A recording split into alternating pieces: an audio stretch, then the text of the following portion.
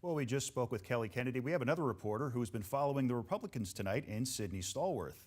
And Sydney Stallworth is actually at Mo Brooks' watch party in Huntsville. She joins us now.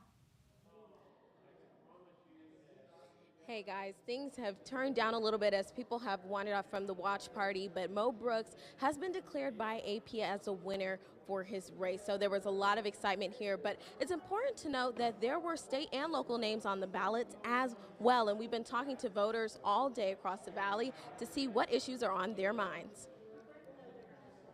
There's Trump gear everywhere. More things for disabled veterans, because I'm one. And I think that they need to be well taken care of because we took care of the nation, so it's about time they start taking care of us. Illegal immigration.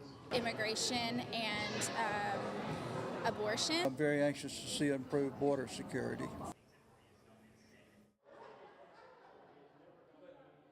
Veterans Affairs and abortions were one of the most talked about topics tonight. Putting the Valley first, I'm Sydney Stallworth, WZDX News.